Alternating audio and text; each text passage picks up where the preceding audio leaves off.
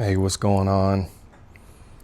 No script, just felt inspired to make a short message and share a couple thoughts.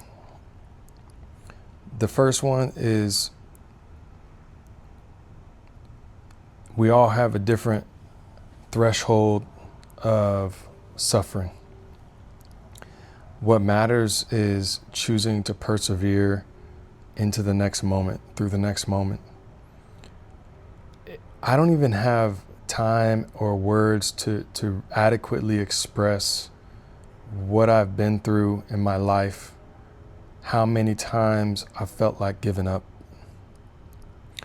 And to come to the edge, to come to the brink, to where I was convinced that it would be more worthwhile to give up, to find some way, whatever that meant, right? For most of us, it means, we don't want to be here anymore, right? When you come to such deep depression, you're so hopeless.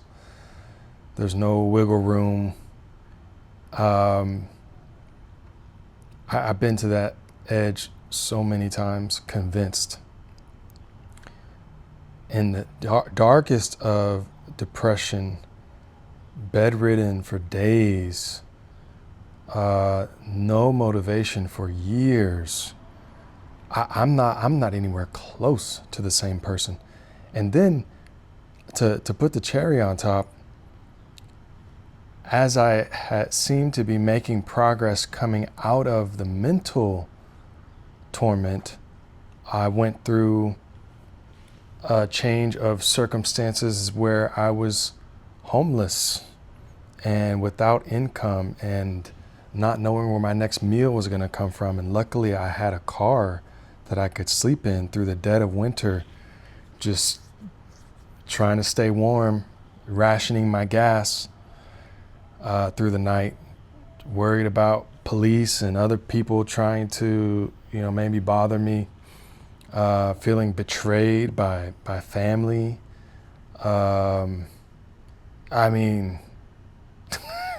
And that was, luckily I wasn't necessarily depressed at the time. I had acquired some mental fortitude to be able to persevere through the circumstances.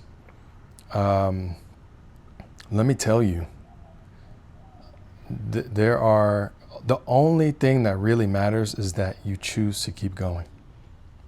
That's the only thing that matters, because through that decision-making process, it's a revealing of self, and it's a revealing to you that I think one of the main things I've learned is that the design of this life is for you to prosper. And sometimes we're so disconnected with that we fear what might happen if we are without money, without a home, without connection to family and friends, without a job. But the magic of being without is being able to confront and be face to face and actually experience the design of being alive on this earth, which, if you look around, the earth knows how to prosper all of its inhabitants. It is by design, it is in your nature to prosper here on the earth. So that's one of the big takeaways, is that keep going. Don't give in to the lie that you're better off to give up. It's not true. It's a lie. The second thing is more of an ongoing process. We spend, a lifetime. I'm approaching 40, and I spent a lifetime building up personality and defending myself and reinforcing beliefs. And when you turn a corner in your awakening, you start to what I call sacrifice the Son of Man, which is, you were born into the world, you had an identity, quote unquote, the Son of Man, and now you are relinquishing that, you're crucifying that identity, you're dying unto yourself, you're renewing the mind, you're being born again. And so that old personality is, you're going to have opportunities to say goodbye to it, and it's going to feel, you're going to be triggered. You know, I was triggered just an hour ago. I was FaceTiming with, my daughter started texting me. She's only 7, and turns out she's got a cell phone, and I don't agree with that. And I wasn't consulted, but I had a choice to make in the moment. When she called me, it was either to be happy and supportive of her, or I could have been sour and bitter and missed an opportunity to celebrate my daughter. I asked if she was ready for it. I asked if she was happy, if she could handle the responsibility, and not make it about me. And that's so difficult because I'm not going to be able to control everything in her life. And you know, the decision that her mother made not to consult me speaks for itself. And I believe those types of decisions will accumulate for her, for anyone else. You know, if we choose not to be considerate when we have the opportunity to do that, that becomes part of who we are. And eventually it becomes ingrained in us, and it ends up biting us in the ass. And so it's important to try to be aware of the times when you're going to be asked to let go of who you thought you were.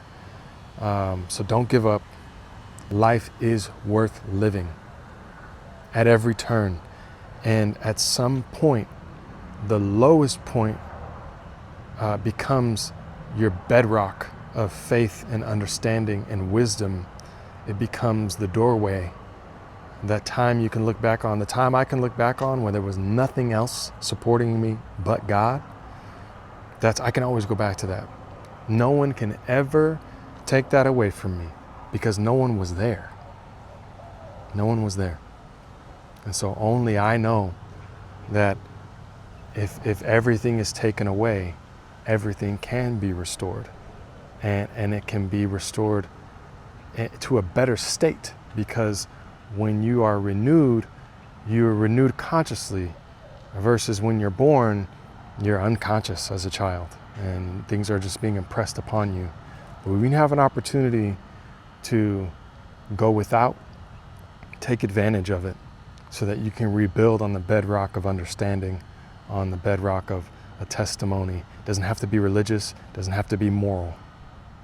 You know, just try not to hurt other people in the process. Try to be someone who you think you would be proud of, but don't stress it. Don't overcomplicate it. It's not yours to engineer. It's your opportunity to surrender. All right, I'm preaching. Those are my thoughts.